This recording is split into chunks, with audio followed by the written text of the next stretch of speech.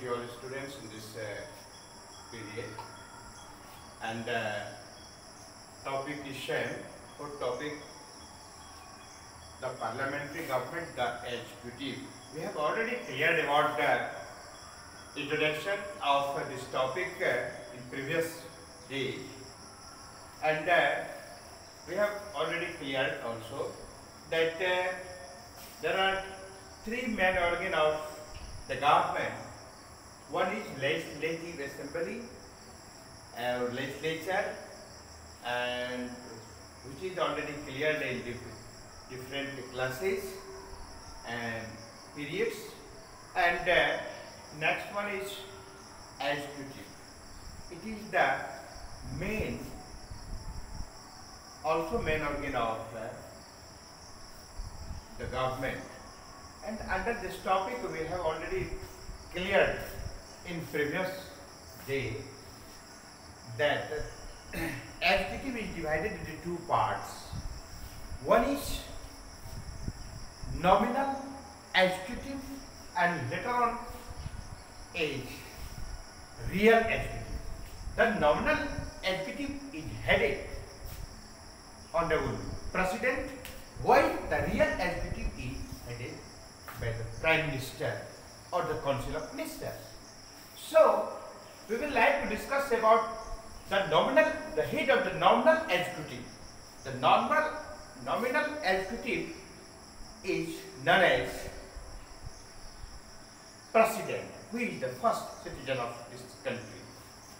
So, I will like to discuss about the election of President and what are the values of each MLA. What are the value of each MLA and MP? So, we have all know that the election of Honorable President, the total elected, all elected members of both houses, all elected members of both houses. Here both houses means lower house and upper house. It means Lok Sabha and Rajya Sabha. Council, firstly, Lok Sabha is also known as the people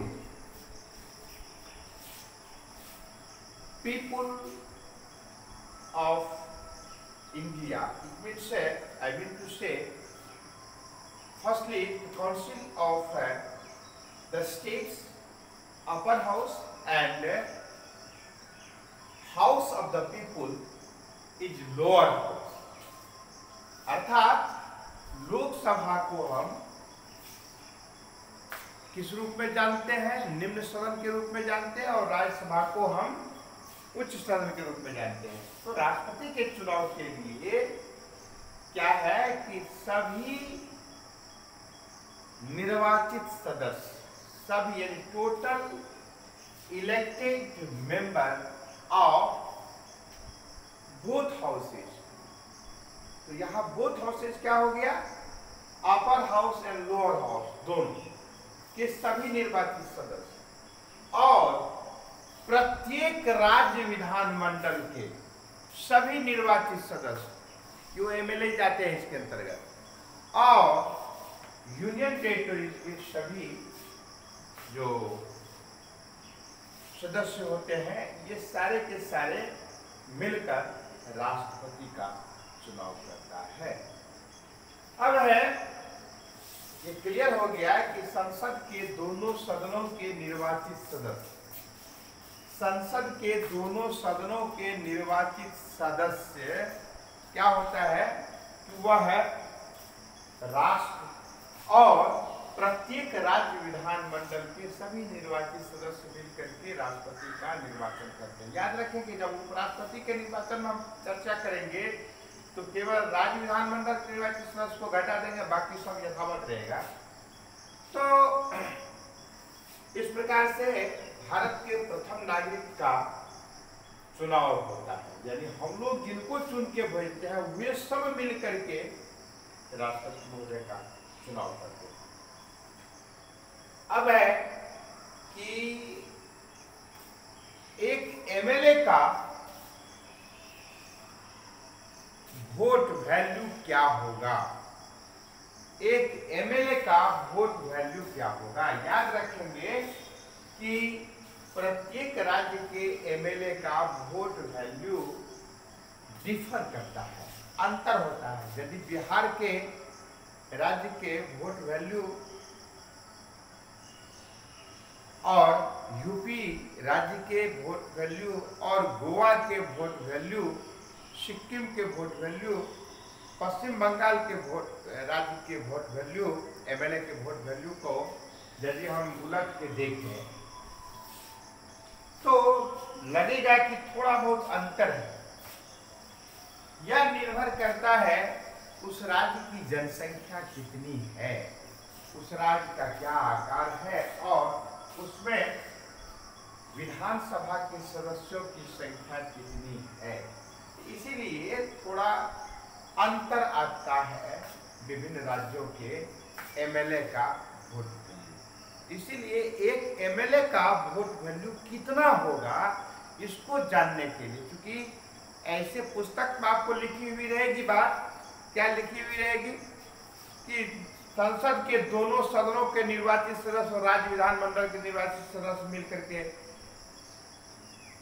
राष्ट्रपति का चुनाव करते हैं। लेकिन एक MLA या एक MP से ही केवल गणना नहीं की जाती है, प्रत्येक एमएलए, सभी निर्वाचित एमएलए और सभी निर्वाचित एमपी को जोड़ा जाता है। तो कैसे जोड़ा जाता है, तो उसके वोट वैल्यू को जोड़ा जाता है। तो वोट वैल्यू कैसे निकाला जाता है, तो ये हम नीचे में लिखे हुए हैं, आपके सामने में है।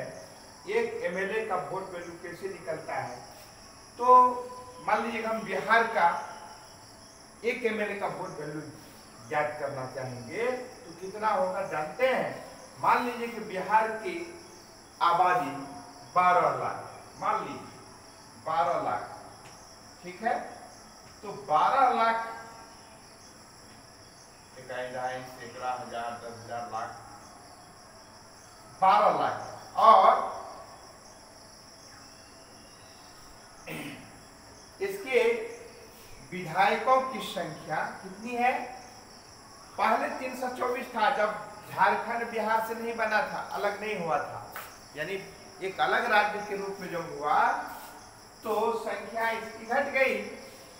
तो अभी 243 मेंबर है किसके, बिहार विधानसभा के सदस्यों की संख्या 243 है। मान लीजिए कि 12 करोड़ होगा, गलती हुई, 12 करोड़। बिहार की आबादी मान लीजिए 12 करोड़ है और बिहार में विधानसभा के सदस्यों की संख्या 243 है। तो 12 करोड़, ठीक है, 12 करोड़ में से आप 243 को भाग दे दें, डिवाइड कर दें, तो 12 करोड़ में से 243, ये 243 से ही हमने क्यों भाग दिया, क्यों डिवाइड किया, इसलिए कि हम जानते हैं कि बिहार विधानसभा में सदस्यों की संख्या 243 है और फॉर्मूला बता रहा है total population of the concern state. तो यहाँ कंसर्न स्टेट कौन सा हो गया, बिहार। आप यूपी का निकालना चाहेंगे तो कंसर्न स्टेट यूपी होगा, बंगाल का निकालना चाहिए कंसर्न स्टेट बंगाल होगा, गुजरात का निकालना चाहिए कंसर्न स्टेट गुजरात होगा। इसका मतलब ये हुआ, तो divide by all elected members of that concern state. तो कौन सी का, तो लेजिस्लेटिव असेंबली का, यानी कि all elected members of that legislative assembly, उस राज्य के all elected members of that legislative state, all elected members of legislative assembly, legislative assembly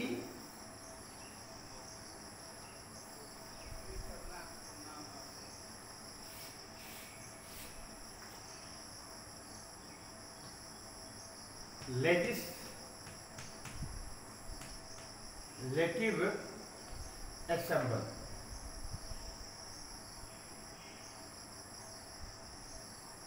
of that state. ठीक है, तो इस तरह से क्या होता है कि एक एमएलए का वोट वैल्यू ज्ञात हो जाता है।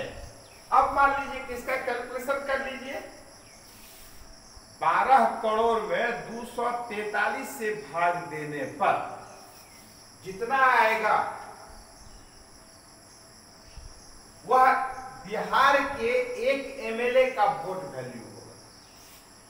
ठीक है, उसी प्रकार से यदि मान लीजिए हमको यूपी का वोट वैल्यू ज्ञात करना है, तो मान लीजिए वहां की आबादी 24 करोड़ है, सैकड़ा, हजार, 10,000, लाख, 10 लाख करोड़, 10 करोड़। मान लीजिए वहां की आबादी 24 करोड़ है, तो और वहां का जनसंख्या की वहां का विधानसभा के सदस्यों की संख्या कितना है सर? 403 है या कुछ है। राउंड फिगर में कैलकुलेशन करने के लिए आप ऐसा लिख सकते हैं, काट दीजिए, कितना होगा? 6 का 24, इधर उस पर 0 बैठा दीजिए। ठीक है, अब क्या हो जाएगा, तो जितना हो जाएगा एक एमएलए का वोट वैल्यू ज्ञात हो जाएगा। यही एक एमएलए का वोट वैल्यू ज्ञात करने के लिए इसी प्रकार की व्यवस्था होती है। ठीक है, अब इसके बाद क्या है, एक एमपी का वोट वैल्यू कैसे आप काउंट करेंगे, तो उसके लिए है add the vote value of all elected of all states legislative assembly, all elected members of all states legislative assembly at the vote value of all elected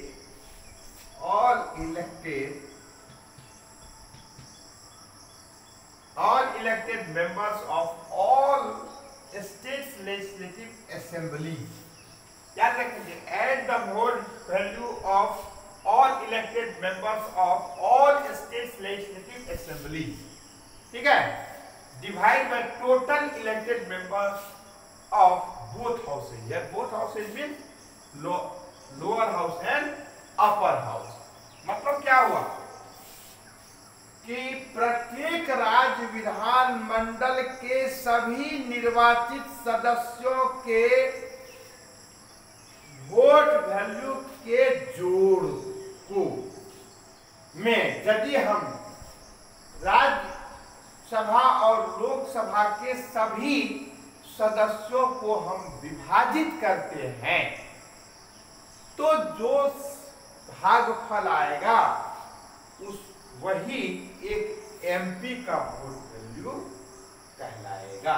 इस प्रकार से एक एमएलए का वोट वैल्यू राष्ट्रपति महामहिम राष्ट्रपति महोदय के चुनाव में एक एमएलए का वोट वैल्यू और एक एमपी का वोट वैल्यू निकाला जाता है, उसकी गणना की जाती है। अब हमने कहा कि इसमें अंतर होगा, एक एमएलए का वोट वैल्यू एक राज्य का कुछ और होगा तो दूसरे राज्य का कुछ और होगा, लेकिन एक एमपी का वोट वैल्यू संपूर्ण देश के लिए एक समान होगा। तो इस तरह से राष्ट्रपति के चुनाव में इन पद्धति का प्रयोग होता है। इतना आप याद रखेंगे, इसको आप फेयर कर लेंगे और याद रखेंगे कि अगले दिन जब मैं आऊंगा तो इसके बाद मैं एक एग्जाम्पल दूंगा कि कैसे हमने एकल संक्रमण पद्धति के आधार पर राष्ट्रपति का निर्वाचन होता है। तो इस तरह से अब उसमें ये आम एमएलए या फिर एमपी का चुनाव नहीं है, ये महामहिम राष्ट्रपति महोदय का चुनाव है। इसलिए इनका इलेक्शन का जो प्रोसेस है थोड़ा हट के है, तो उसको हम लोग एग्जाम्पल के साथ बताएंगे कि फर्स्ट प्रेफरेंस, उसमें प्रेफरेंस भी दिखाना होता है। मान लीजिए 2 या 3 कैंडिडेट खड़ा हो गए या 4 होंगे, वो एमएलए एमपी वाला कैंडिडेट नहीं है। याद रखेंगे कि ढोढ़ाया मंगरू बटेश्वर जितना को खड़ा होना है एक निर्वाचन क्षेत्र से 10, 20, 25, 30 खड़ा हो जाते हैं। इसमें राष्ट्रपति के चुनाव में ऐसा नहीं होता है। इसमें 1, 2, 3 कभी कभी ही एग्जाम्पल देखने को मिलता है कि 4 भी कैंडिडेट देखने को मिलते हैं, ऐसा नहीं है। इसमें बहुत लिमिटेड ही होते हैं वो, क्योंकि it totally depend upon the all members of both houses and all members of legislative assembly। वो अपने मन से नहीं होते हैं, उनको विभिन्न पार्टियों के द्वारा ऐसे कैंडिडेट को खड़ा किया जाता है। इसीलिए इसमें ढोढ़ाया मंगरू बटेश्वर सब कोई खड़ा नहीं हो जाता है, बहुत बहुत कम होते हैं। 2, 3 कभी कभी देखने को 4 भी मिल सकता है, लेकिन 2, 3 सामान्यतः ऐसा रहते हैं, प्रायः 2 ही देखा जाता है। किंतु उसके बारे में हम अगले दिन बताएंगे कि किस प्रकार से कि पसंदगी के आधार पर किस प्रकार से उसकी गणना की जाती है वोट वैल्यू को, तो उसको हम दिखाएंगे एग्जाम्पल देकर के, ताकि आपके मन मस्तिष्क में सेट हो जाएगा कि इस विभिन्न पद्धति के माध्यम से महामहिम राष्ट्रपति महोदय का चुनाव होता है। तो इस तरह से आप और आसानी से समझ पाएंगे। पहले मैंने डिफिनेशन दिया, फिर दोनों फॉर्मूला दिया, इसके लिए भी फॉर्मूला है, मैं तो भूल ही गया लिखने के लिए, इसको भी मैं बता दूंगा। अभी तक समय नहीं है। आज की कक्षा में इतना है। धन्यवाद।